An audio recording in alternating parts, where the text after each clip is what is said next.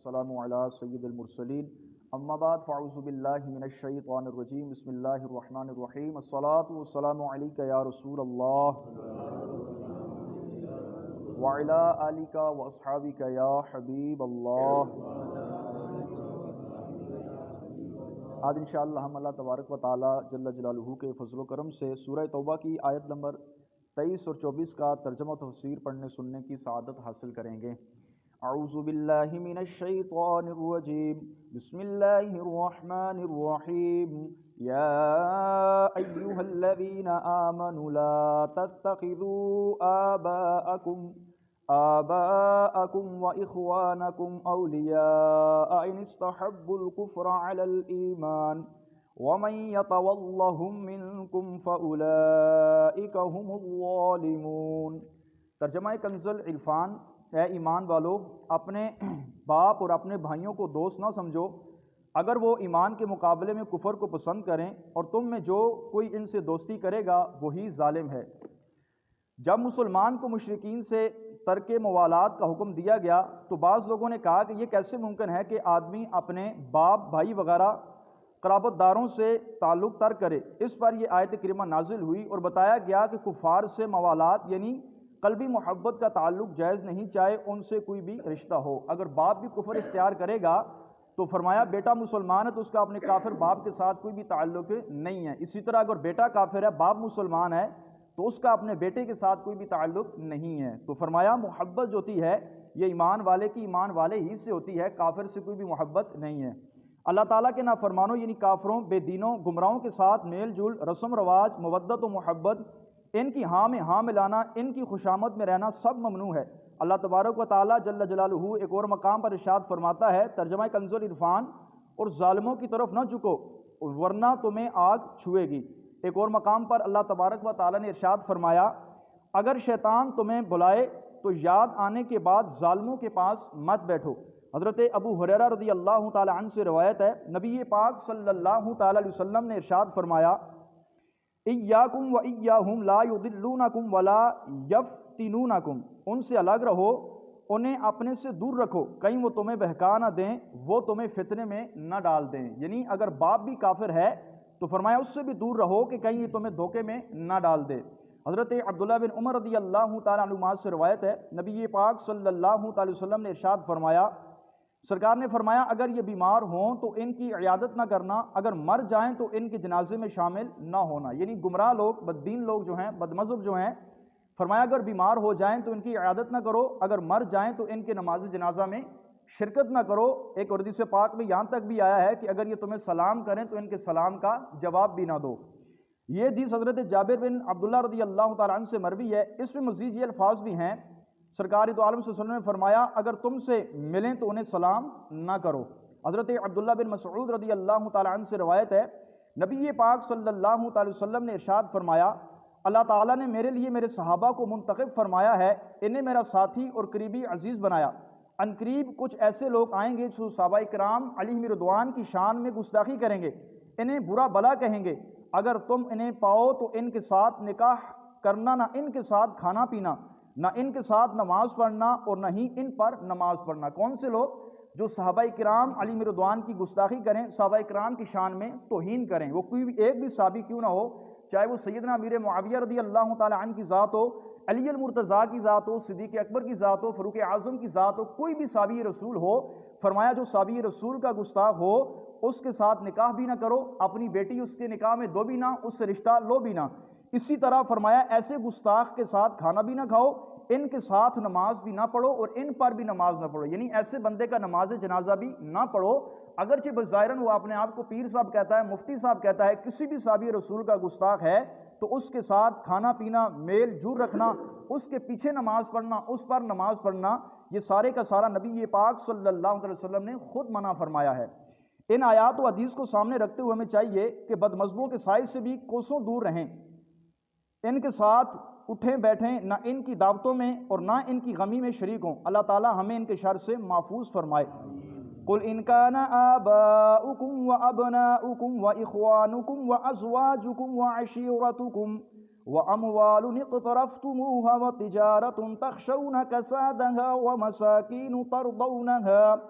ترضونها أحب إليكم من الله ورسوله وجهاد في سبيله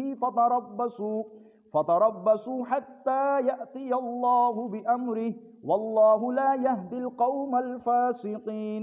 ترجمہ کنز العرفان، تم فرماؤ اگر تمہارے باپ، تمہارے بیٹے، تمہارے بھائی، تمہاری بیویاں، تمہارے خاندان اور تمہاری کمائی کے مال، وہ تجارتیں جس کے نقصان سے تم ڈرتے ہو،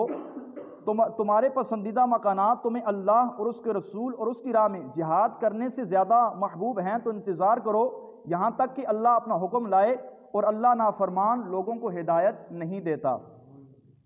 یعنی اے محبوب، اس آیت کریمہ کا مفہوم بیان کر رہے ہیں، یعنی اے محبوب صلی اللہ علیہ وسلم، جنہوں نے رشتہ داروں سے ترک تعلق کے بارے میں کلام کیا، آپ ان سے فرما دیں اگر تمہارے باپ، تمہارے بیٹے، تمہارے بھائی، تمہاری بیویاں، تمہارے خاندان، تمہاری کمائی کے مال اور وہ تجارتیں جس کے نقصان سے تم ڈرتے ہو، اور تمہارے پسندیدہ مکانات تمہیں اللہ اور اس کے رسول اور اس کی راہ میں جہاد کرنے سے زیادہ محبوب ہیں تو تم انتظار کرو یہاں تک کہ اللہ تعالیٰ اپنا حکم لائے، اور اللہ مشرکین سے موالات کے معاملے میں نافرمانی کرنے والے لوگوں کو ہدایت نہیں دیتا۔ اعلیٰ حضرت امام اہل سنت رحمۃ اللہ تعالی فرماتے ہیں، اس آیت کریمہ سے معلوم ہوا کہ جس سے دنیا جہان میں کوئی معزز، کوئی عزیز، کوئی مال، کوئی چیز اللہ اور اللہ کے محبوب سے زیادہ محبوب ہو، وہ برگائے الہی سے مردود ہے۔ ہم نے حدیث پاک بھی سنی تھی، نبی پاک صلی اللہ علیہ وسلم نے ارشاد فرمایا، تم میں سے کوئی اس وقت تک کامل مومن نہیں ہو سکتا جب تک میں محمد صلی اللہ علیہ وسلم اس کو اس کی جان سے بھی زیادہ محبوب نہ ہو جاؤں۔ تو اعلیٰ حضرت فرما رہے ہیں کہ اگر کسی شخص کو کوئی اپنا مال، اپنی اولاد، اپنے بیٹے یا کوئی بھی چیز اللہ اور اللہ کے رسول سے زیادہ محبوب ہے تو فرمایا وہ عند اللہ بندہ مردود ہے، اللہ تعالیٰ اپنی طرف راہ اس کو نہ دے گا اور اسے عذاب الہی کے انتظار میں رہنا چاہیے۔ والعیاذ باللہ تعالیٰ، تمہارے پیارے نبی صلی اللہ علیہ وسلم فرماتے ہیں، تم میں کوئی مسلمان نہ ہوگا جب تک میں اسے اس کے باپ، اولاد اور سب آدمیوں سے زیادہ پیارا نہ ہوں۔ تو اس نے بات صاف فرما دی، جو نبی پاک صلی اللہ علیہ وسلم سے زیادہ کسی کو عزیز رکھے وہ ہرگز مسلمان نہیں۔ اعلیٰ حضرت رحمۃ اللہ تعالی علیہ امام اہل سنت کے یہ الفاظ فتاوی رضویہ سے نوٹ کیے گئے ہیں، تو فرمایا جو نبی پاک صلی اللہ علیہ وسلم سے زیادہ کسی کو عزیز رکھے وہ ہرگز مسلمان نہیں ہے۔ مسلمان تو وہ ہے کہ جو ہر چیز سے زیادہ محبوب اپنے آقا و مولا کو جانتا ہے۔ جیسا کہ میں نے آپ کو صحابہ کرام علیہ رضوان کے انداز بتائے تھے کہ صحابہ کرام علیہ رضوان کی محبت مصطفیٰ کیسی تھی کہ صحابہ کرام نبی پاک صلی اللہ علیہ وسلم پر مر مٹنے کو تیار ہوتے تھے۔ علامہ قاضی عیاض رحمۃ اللہ تعالی فرماتے ہیں، یہ آیت کریمہ نبی پاک صلی اللہ علیہ وسلم کی محبت کے لازم ہونے، فرض اور اہم چیز ہونے اور آپ علیہ الصلوۃ والسلام کے اس محبت کے اصل مستحق ہونے کے بارے میں ترغیب و تنبیہ، دلیل و حجت ہونے کے لیے کافی ہے، کیونکہ جس نے اپنی آل، اولاد، مال کی محبت کو اللہ اور اس کے رسول کی محبت سے زیادہ سمجھا، اس آیت میں اللہ تعالیٰ نے اسے سخت تنبیہ کی ہے اور ایسوں کو ڈراتے ہوئے ارشاد فرمایا فَتَرَبَّصُوا حَتَّى يَأْتِيَ اللَّهُ بِأَمْرِهِ، انتظار کرو یہاں تک کہ اللہ اپنا حکم لے آئے۔ نیز آیت کے آخر میں ایسوں کو فاسق فرمایا اور بتایا گیا کہ یہ لوگ ان گمراہوں میں سے ہیں جنہیں اللہ تعالیٰ نے ہدایت کی توفیق نہ دی۔ حضرت انس رضی اللہ تعالی عنہ سے روایت ہے، نبی پاک صلی اللہ علیہ وسلم نے ارشاد فرمایا، جس شخص میں 3 باتیں ہوں گی اس نے ایمان کی حلاوت پائی، یعنی ایمان کی مٹھاس کو پایا۔ نمبر 1 فرمایا اللہ تعالیٰ اور اس کے رسول صلی اللہ علیہ وسلم اور ان کے ماں سوا سب سے زیادہ محبوب ہو، یعنی اللہ اور اللہ کے رسول اس کو دنیا کی ہر چیز سے زیادہ محبوب ہوں۔ فرمایا اللہ تعالیٰ ہی کے لیے کسی سے محبت کرے، کفر کی طرف لوٹنے کو ایسے برا جانے جیسے آگ میں ڈالے جانے کو برا جانتا ہے، مسلمان کفر میں جانے کو ایسے برا جانے۔ حضرت سعد رضی اللہ تعالیٰ عنہ فرماتے ہیں، جو شخص نبی پاک کی ولادت و حکومت تمام حالات میں نہیں دیکھتا اور اپنی جان کو ان کی ملک نہیں جانتا، وہ نبی پاک کی سنت کی شیرینی نہ چکھے گا، کیونکہ نبی پاک صلی اللہ علیہ وسلم نے ارشاد فرمایا لا یؤمن احدکم حتی اکون عندہ احب الیہ من نفسی، تم میں سے کوئی شخص اس وقت تک مومن نہیں ہو سکتا جس کے نزدیک میں اس کی جان اور مال سے زیادہ محبوب نہ ہو جاؤں۔ نبی پاک صلی اللہ علیہ وسلم سے محبت رکھنے کا ثواب کس قدر ہے، اس کا اندازہ جس پاک سے لگائیں کہ نبی پاک سے محبت کرنے کا ثواب کتنا ہے۔ حضرت انس رضی اللہ تعالیٰ عنہ فرماتے ہیں، ایک شخص نبی پاک صلی اللہ علیہ وسلم کی بارگاہ میں حاضر ہوا، عرض کی یا رسول اللہ قیامت کب تشریف لائے گی؟ ارشاد فرمایا تو نے قیامت کی کیا تیاری کی ہے؟ اس نے عرض کیا یا رسول اللہ صلی اللہ علیہ وسلم میرے پاس اس کے لیے نہ کوئی نماز ہے، نہ کثرت سے روزے ہیں اور نہ صدقہ ہے، لیکن میں اللہ اور اللہ کے رسول کو سب سے زیادہ محبوب رکھتا ہوں۔ آپ علیہ الصلوۃ والسلام نے ارشاد فرمایا تو اسی کے ساتھ رہے گا جس کو تو زیادہ محبوب رکھتا ہے۔ اور یہاں تک بھی حدیث پاک میں ہے کہ دنیا میں جو بندہ جس چیز سے محبت کرے گا، جس سے محبت کرے گا، قیامت والے دن اسی کے ساتھ ہی اٹھایا جائے گا۔ اسی طرح حضرت سفیان بن قدامہ رضی اللہ تعالیٰ عنہ سے مروی ہے، نبی پاک صلی اللہ علیہ وسلم کی طرف ہجرت کی، میں آپ علیہ الصلوۃ والسلام کی بارگاہ میں حاضر ہوا، عرض کیا یا رسول اللہ اپنا دست مبارک دیجئے تاکہ میں آپ کی بیعت کر لوں۔ آپ علیہ الصلوۃ والسلام نے اپنا دست مبارک بڑھایا، میں نے عرض کیا یا رسول اللہ میں آپ کو محبوب رکھتا ہوں۔ ارشاد فرمایا الامر مع من احب، مرد جس سے محبت رکھے گا اسی کے ساتھ ہوتا ہے۔ حضرت صوبان نبی پاک صلی اللہ علیہ وسلم کے ساتھ کمال درجے کی محبت رکھتے تھے، انہیں جدائی کی تاب نہ تھی۔ ایک روز اس قدر غمگین اور رنجیدہ حاضر ہوئے کہ چہرے کا رنگ ان کا بدلا ہوا تھا، تو نبی پاک صلی اللہ علیہ وسلم نے دریافت فرمایا آج رنگ تمہارا کیوں تبدیل ہے؟ عرض کیا نہ مجھے کوئی بیماری ہے نہ کوئی درد ہے، اس کے کہ جب نبی پاک سامنے نہیں ہوتے تو انتہائی درجے کی وحشت و پریشانی ہو جاتی ہے، جب آخرت کو یاد کرتا ہوں تو یہ اندیشہ ہوتا ہے کہ وہاں میں کس طرح دیدار پا سکوں گا۔ آپ اعلیٰ ترین مقام میں ہوں گے، مجھے اللہ تعالیٰ نے اپنے کرم سے جنت دی تو اس مقام عالی تک کیسے رسائی ہوگی؟ اس پر یہ آیت کریمہ اللہ تبارک و تعالیٰ نے ارشاد فرمایا جو اللہ اور اللہ کے رسول کی اطاعت کرے تو وہ ان لوگوں کے ساتھ ہوگا جن پر اللہ نے فضل کیا، یعنی انبیاء، صدیقین، شہداء اور صالحین، یہ کتنے اچھے ساتھی ہیں۔